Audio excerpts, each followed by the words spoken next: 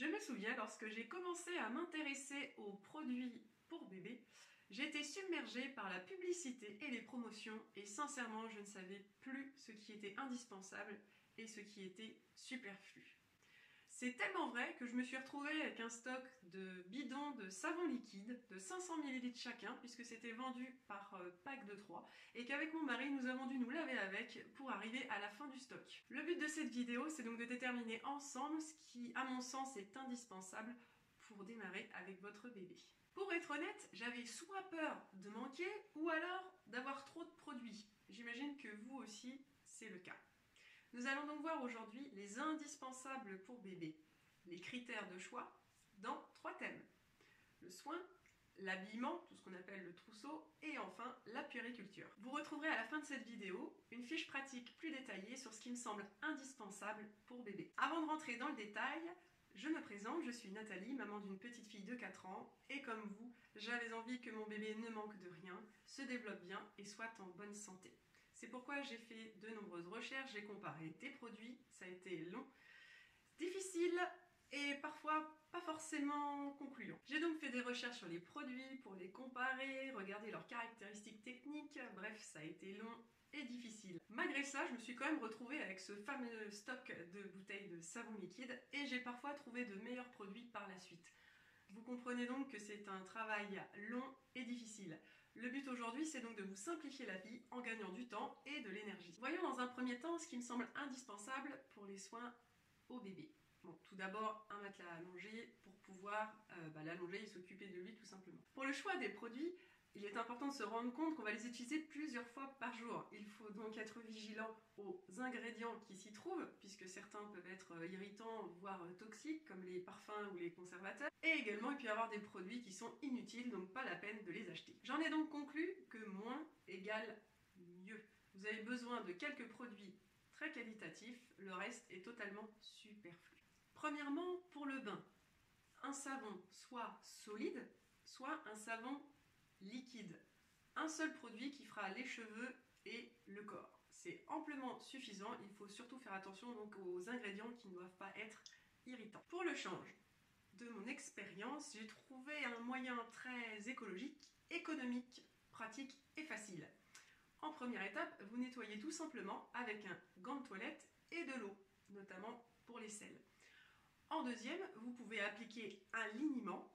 Qu'est-ce que c'est? C'est un mélange d'eau de chaux et d'huile d'olive.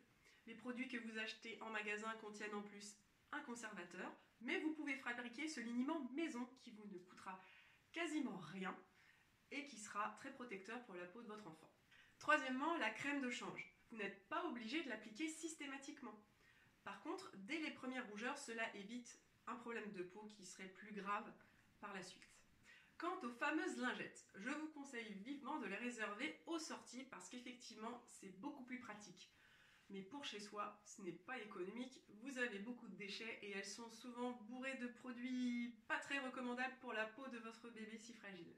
Quant au nettoyage du nez et des yeux, vous prenez simplement des pipettes de sérum physiologique ainsi qu'un mouche-bébé manuel qui vous permettra de nettoyer le nez de votre bébé efficacement. Et pour finir, un thermomètre digital, le plus simple au monde.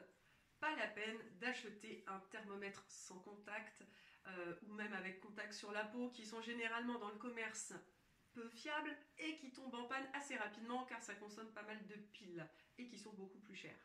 Donc simplement le petit thermomètre que vous avez connu dans la trousse à pharmacie de votre famille et que vous avez peut-être déjà encore. Nous avons terminé pour les soins, nous allons maintenant voir le trousseau qui sont concrètement les vêtements pour bébé. Il faut savoir que la gestion de la température chez le nourrisson est difficile, il est donc important de bien choisir les vêtements pour bébé. De mon expérience, j'ai retenu 3 critères de choix pour les vêtements de votre bébé.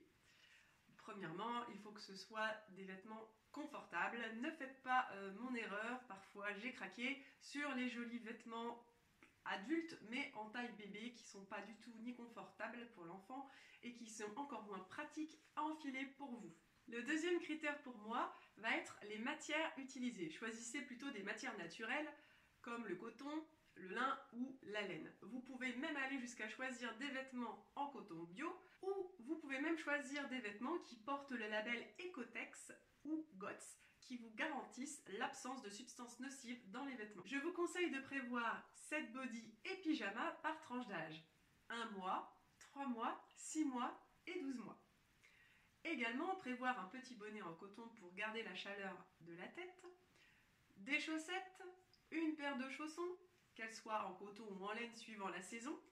Un cache-cœur, puisque c'est très facile à attacher et enfiler. Pareil, en laine ou en coton, suivant la saison. Et enfin, vous pouvez prévoir un nid d'ange qui permettra d'envelopper votre bébé pour la poussette par exemple. Nous avons vu les soins, le trousseau. Nous allons terminer par la puériculture, qui est le budget le plus important. Et le choix est également important puisque vous allez utiliser ce matériel au quotidien.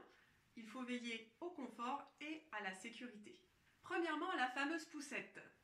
Le choix de la poussette se fait suivant votre situation géographique, si vous habitez en ville, à la campagne, l'usage que vous allez en faire sur les chemins, sur le trottoir.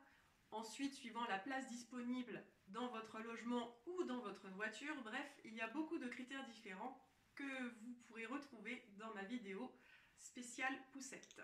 Ensuite, le siège auto, évidemment si vous avez une voiture. C'est un point très important pour la sécurité, donc malheureusement ne lésinez pas sur le budget pour ce type d'équipement. Pour ma part, j'avais fait le choix non pas d'un cosy, qui dure finalement que 6 mois, un peu plus si votre enfant n'est pas très grand, et qui va vous encombrer par la suite et vous ne saurez pas quoi en faire. J'avais choisi pour ma part un siège auto qui allait de la naissance à 3-4 ans, et qui s'est révélé bien utile, puisqu'il était très confortable, il était évolutif. Bref, l'outil idéal. Ensuite, pour le portage. C'est vrai que c'est un choix assez personnel, mais je reconnais que c'est bien pratique. Au lieu de porter son bébé dans les bras tous les jours, vous pouvez le mettre soit dans votre écharpe de portage, soit dans un porte-bébé. C'est vrai qu'on a tendance à privilégier l'écharpe de portage pour avoir un contact plus naturel. Pour ma part, j'ai eu une écharpe de portage, puis un porte-bébé pour les sorties plus longues, surtout quand ma fille a grandi. Ensuite, pour la baignoire. Je pense qu'il y a 2 options intéressantes. J'avais choisi la première, c'est-à-dire la baignoire sur pied. Ceci vous permet d'avoir une baignoire à votre hauteur et vous n'avez donc pas besoin de vous plier en deux et cela vous évitera les maux de dos. Vous installerez à l'intérieur un transat surtout en tissu qui sera donc confortable pour votre bébé, contrairement au transat en plastique très dur. Ou alors, vous avez la possibilité de la baignoire Chantala. S-C-H-A-N-T-A-L-A. Cette baignoire a une forme un petit peu cylindrique, elle n'est pas très grande. Ceci permet à votre bébé d'être en position du fœtus lorsque vous lui faites prendre son bain. Elle durera peut-être un peu moins longtemps que l'autre baignoire, mais votre enfant pourra toujours s'en resservir les jours de grande chaleur dans votre jardin par exemple. Poursuivons avec la chaise haute évolutive, et j'insiste bien sur ce mot évolutive. Sincèrement, c'est un très bon investissement.